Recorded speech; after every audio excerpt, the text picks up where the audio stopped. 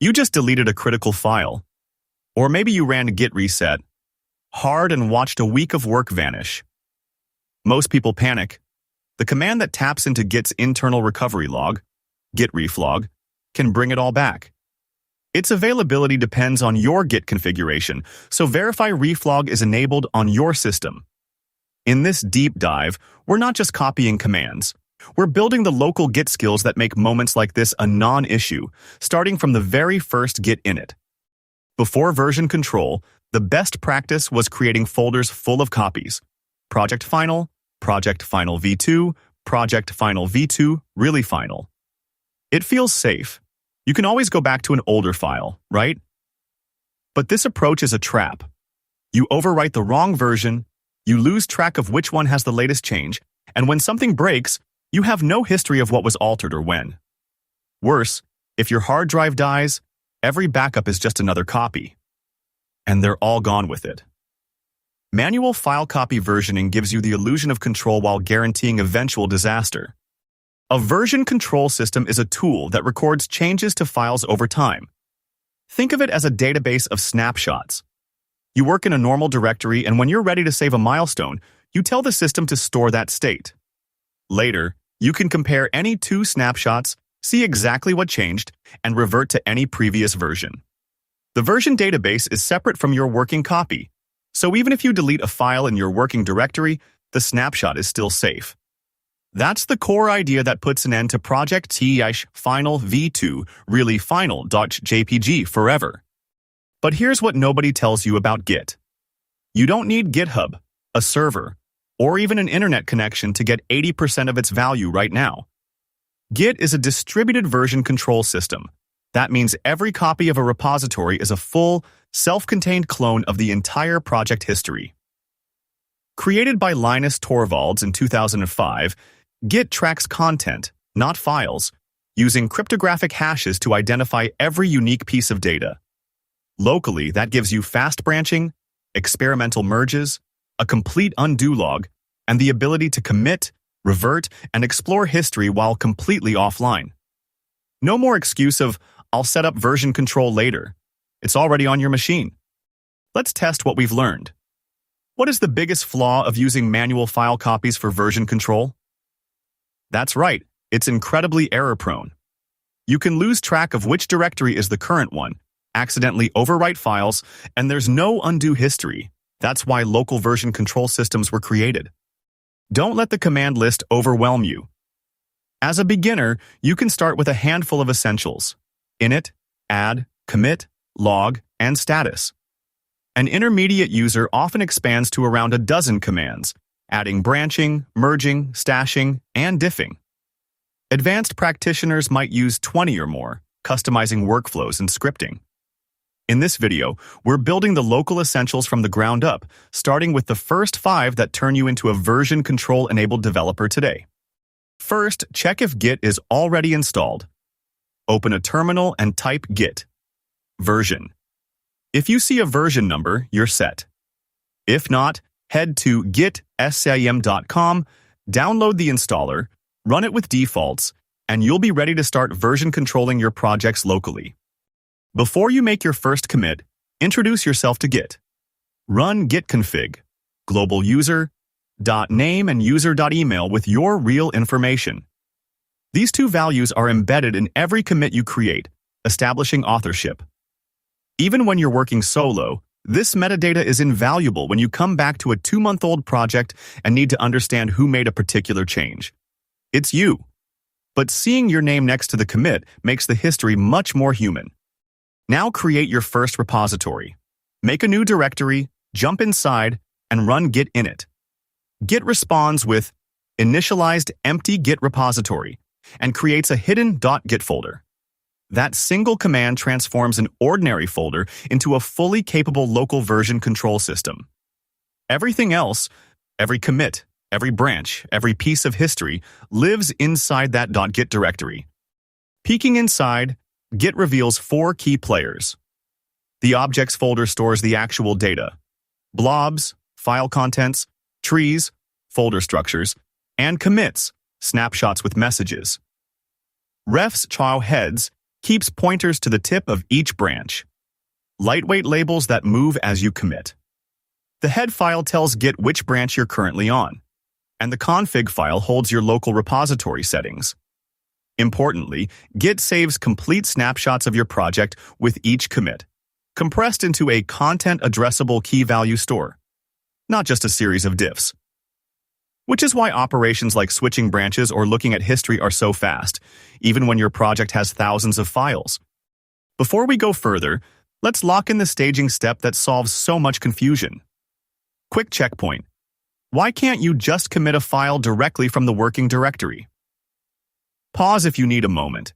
You need git add to move changes into the staging area before git commit can snapshot them. Skipping staging means Git doesn't know you want to track those modifications, so the commit will ignore them. Keep this flow in mind as you work. Quick recall. If you edit a file and then run git commit without running git add, what happens? The commit ignores the change. The file was never staged, so Git didn't know about it. You must always git add before git commit. That's the single most common beginner mistake. Running Git status is like checking the dashboard of your project. It tells you exactly which changes are staged and ready to commit. Green if your terminal supports color, which changes are modified but not staged, red, and which files are brand new and untracked.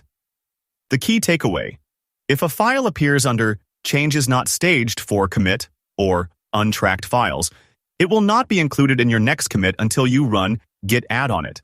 This single command prevents more "why didn't my code go in?" panics than any other. Here's the part almost everyone gets wrong. Git add doesn't just add a file to Git. It snapshots its current state and stages it for the next commit. If you make more changes after git add, those new changes are not automatically staged. Think of the staging area like a shopping cart. You pick exactly what you want to buy, commit, and you can change your mind later with git reset. To stage a specific file, git add file, txt. To stage everything in the current directory, git add. But be deliberate. This can accidentally mix unrelated changes. In a minute, we'll see a safer alternative with git add, p. Let's expose the 3 most common staging pitfalls and how to avoid them. First, blindly using git add.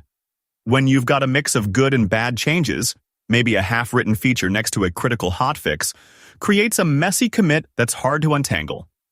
Master git add p to stage changes hunk by hunk, giving you surgical control. Second, creating a new file and then running. Git commit without adding it. First means the file won't be part of the commit. You'll be scratching your head why it didn't go in. Always run git status before committing. Third, after staging, use git diff, staged to review the exact lines that will be committed. Think of it as proofreading your snapshot before you lock it in. Now that you've staged your changes, it's time to freeze them into a commit. The command is git commit, m followed by a descriptive message in quotes. Each commit is a complete snapshot of your entire project at that moment, identified by a 40-character SHA-1 hash, a cryptographic fingerprint that is practically unique forever. Even if 2 commits have exactly the same files, timestamps, and parent info guarantee, each hash is distinct. This hash is your time machine key. You'll use it later to jump back to this exact point. Let's dissect what actually lives inside a commit object. When you run git commit, Git bundles up a snapshot of all tracked files into a tree object. This tree points to blobs that store the file contents. The commit object itself stores that tree reference, a pointer to the parent commit, or multiple parents for merges, your name and email as author, a timestamp, and your message. This chain of commits, each pointing to its parent, forms the entire history of your project, all stored in your local .git folder. No network, no server, just pure local history. Let's do a quick recall check. You want to see a compact visual tree of all branches and commits, with each abbreviated hash and ref names. Which command and flags give you that? The answer is git log, ownline, graph, all, decorate. That single line gives you a clear picture of your project's entire history. Here's what happens when you check out a specific commit without creating a branch. head detaches from the branch and points directly to that commit. If you then make a new commit, it gets created with the parent set to that checked out commit, but no branch points to it. That new commit, labeled D here, is orphaned. It exists only because head is referencing it. If you switch away without saving it to a branch, you'll lose access to that work. To avoid losing work in detached head, follow these protective practices. First, consider creating a new branch right away with git switch, C, new branch name. Second, if you've already committed without a branch, you can rescue it by running git branch new branch name to attach a name to the latest commit. Third, use git log, online, all to list every commit, including orphans, so you can verify your work hasn't been left behind. And fourth, before switching branches, make sure any detached head work is saved to a named branch. Otherwise, it's gone. Here's a quick checkpoint on detached head. If you check out an old commit and make a new commit without creating a branch, what happens when you switch back to main? That commit becomes an orphan, dangling with no name. Without a branch reference, it's just a loose object that Git could clean up. So the takeaway, always git switch, see new branch name before you start committing. That protects your work. Branches let you isolate work in a lightweight way, experiment with a feature, fix a bug, or refactor without touching the main line. Think of the code base as a tree trunk. Each branch starts from the trunk but grows its own leaves independently, and Git makes branching so cheap that there's no reason not to use it. Creating a branch is instant and cheap. Git branch feature login adds a new pointer to the current commit. No files are copied, no overhead. Running, Git branch lists all branches with an asterisk next to the one you're on. Switching branches is a single command. Git switch feature login updates your working directory instantly to that branch's snapshot. Git only changes files that differ between branches. Everything else is left untouched. And with git switch, axi new branch, you can create and switch in one move. When main hasn't moved since you created your feature branch, merging is a fast forward. Main points at commit B, feature points at C. Git simply moves the main pointer to C. No new commit is created, and history stays perfectly linear. To perform a fast-forward merge, first switch to the target branch, git switch main, then git merge feature. The output says fast forward, meaning Git simply moved the pointer. A quick git log confirms linear history and a shared tip commit. Checkpoint on merges. If two branches have diverged from a common ancestor, and you merge feature into main, what type of merge does Git perform? What does the resulting merge commit look like? It's a three-way merge. Git creates a new merge commit with two parents, one from main and one from feature, tying the histories together. This is how Git handles non-linear development. Let's solidify that three-way merge. After merging, you can run git log, graph, online, to see a compact history graph. The merge commit typically appears with two parents, marking the exact point the branches came back together. That's your proof the merge is complete. But here's the part. Almost everyone gets wrong. Merge conflicts. They're not a failure, they're Git asking you to make a decision. When two branches change the same part of a file in different ways, Git pauses the merge and says, I need a human. That moment isn't the end of the world. It's the exact moment you take control of the project's history. Quick conflict checkpoint. When you see those scary angle brackets, the top chunk, between head and your shiros, is typically your branch's code, the branch you were on when you ran to git merge. The bottom chunk, between your shias and hio, feature, is the code from the other branch. Git needs you to pick, combine, or rewrite. Once you clean those markers and stage the file, the merge can proceed. When a merge conflict scares you, a GUI like VS Code turns panic into a few clicks. Open the conflicted file, and you'll see clearly labeled blocks. Current change is your branch. Incoming change is the branch you're merging. Click Accept Current, Accept Incoming, or Accept Both for each conflict, then save. No manual marker editing required, just point and click. Once every conflict is resolved, you must explicitly tell Git the work is done. It's good practice to run git add on each resolved file to mark it as cleared. Then either git commit to create the merge commit, or if your tool paused the merge, use git merge continue. Until you stage those files, Git won't finalize the merge. Time for a quick check. You run git merge feature, and the branch history stays perfectly linear. No extra commit appears. What type of merge just happened, and why? Pause the video if you need a moment. The answer: a fast-forward merge.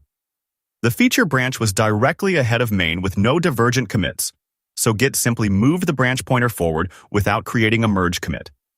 If the branches had diverged, Git would create a three-way merge commit with two parents. But here's the twist no one tells you about that clean history. It's a lie.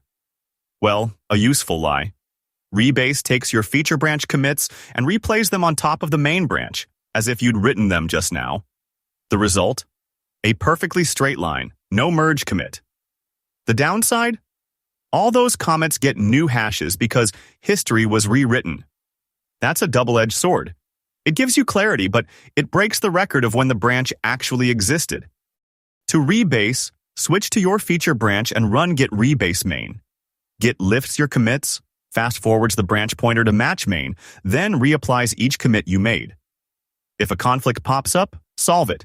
Git add the file, and git rebase continue. The result: your branch looks like it was built on the latest main with no extra merge commit.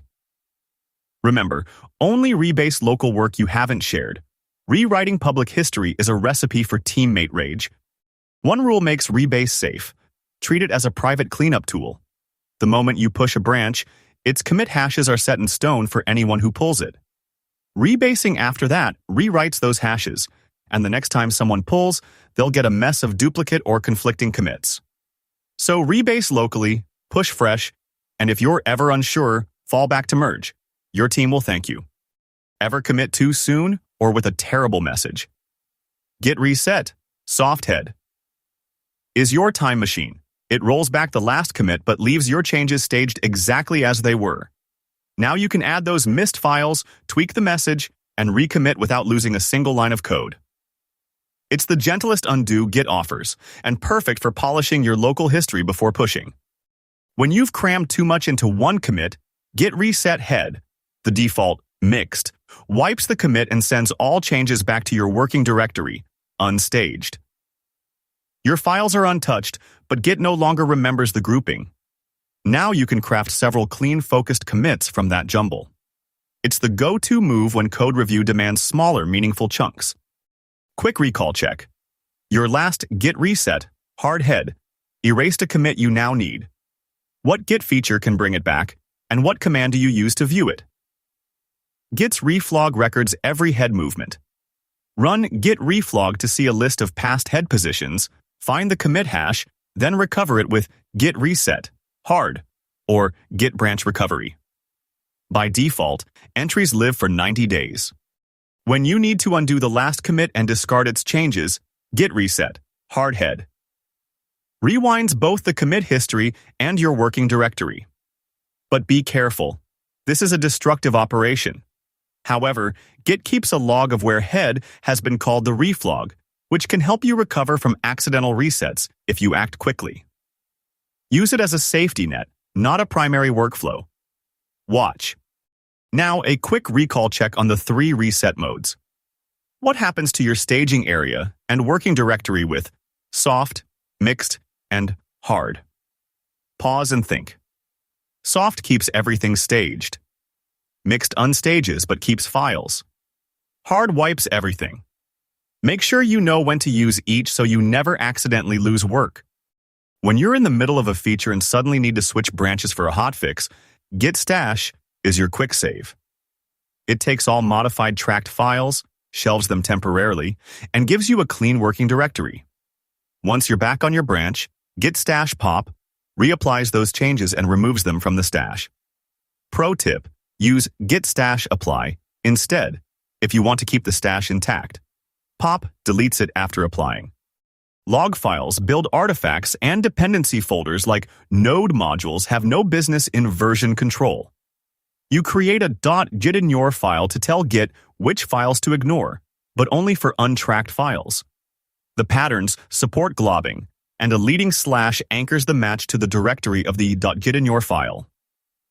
Once you commit it, Git status will no longer list new untracked files that match those patterns, keeping your repo clean. Tags are how you permanently mark important commits, like releases. Annotated tags store who created the tag, when, and a message. They're the gold standard for versions you'll share. Lightweight tags are quick bookmarks for your own use. One common rule: avoid moving a tag after you've pushed it, because anyone who based their work on that tag could end up with mismatched references. Typing git checkout dozens of times a day wastes keystrokes and invites typos. Aliases give you custom shortcuts. The command git config globalalias.co checkout means you can now just type git co. Common ones: st for status, br for branch, ci for commit. These aliases are stored in your global git config, so they'll work in every repository on your machine. Before you pull the trigger on a commit, you need to review exactly what will be recorded. Git diff, staged, or cached, shows the differences between the staging area and the last commit. The precise content that will go into the next snapshot. It's your last quality check to avoid accidentally committing debug logs or incomplete changes. Quick recall: you've staged a forgotten file and you're about to amend your last commit. But there's one critical rule. When does amending turn from a handy fix into a team-breaking mistake? The answer: never after you've pushed. Amending rewrites history and breaks everyone who based work on the old commit. Here's how to grab just one commit from another branch without merging everything. First, ensure you're on the release branch. Then run git cherry-pick with the commit hash. Git applies that single change as a new commit. It's the surgical alternative to merging. Quick checkpoint on two fundamental integration strategies. What's the key difference between merging and rebasing in terms of history? Merging preserves the exact branching timeline and creates a merge commit. Rebasing replays commits on top of another base, giving a linear history but rewriting commit hashes. If you see a straight line in your log, rebase was used. According to Git's documentation, Git GC cleans up unreachable commits, not referenced by any branch or tag. Orphan commits from resets or amends remain in the reflog for a limited time. The exact duration is configurable. While the reflog is your local safety net, always verify current behavior by checking the official Git documentation. Open your terminal now and run git reflog to see what's still recoverable. Open that same local repo in GitKraken, or in VS Code with an extension like GitLens or GitGraph. Suddenly, that tangled history becomes a clear graph. Click a commit to see exactly what files changed. Hover over a merge node and the lines light up. You get why main and your feature branch intersect. A GUI doesn't replace understanding Git's internals. It just paints the picture your CLI commands built. For complex merges, this visual is a lifesaver, but you still decide which commits belong where. 7 habits that separate a clean local history from a mess you'll curse at 2 a.m. Atomic commits keep changes focused, making it easier to understand history and revert specific changes. That imperative style matches Git's auto-generated messages and reads like a to-do list of what each commit does. Branching isolates experiments. If the feature breaks, main stays clean. Stash before you hop. Git ignore, so you never commit secrets, and Git status as your muscle memory. The console mirror before you walk out the door. Many newcomers tend to stage everything with git add and commit with vague messages. Experienced developers often stage hunks interactively with git add, BP, and write descriptive messages that explain why a change was made. When things go sideways, someone new to Git might panic and use reset, hard, losing work. A seasoned user knows git revert is safer and trackable. And those large binaries, the pro never commits them. Git ignore plus git LFS keeps the repository fast and sane. Every command you've learned sits inside one repeating loop. Write some code, stage the meaningful changes, commit a snapshot, branch for a new feature, merge or rebase it back, then start the cycle over. This is what a day of real development looks like, and because every step is local, you move at the speed of your own machine. No internet, no waiting, just you and Git in a tight, productive loop. Exactly. That configurable journal is your safety net. Now you know the local Git timeline. Next step, grab the free IT career roadmap in the description. It shows exactly where version control skills fit into an IT career and what to learn next. For your immediate next step, open your terminal, navigate to any folder and run git init practice project. You'll have a real local repository ready to experiment with everything you practice today. Go build something.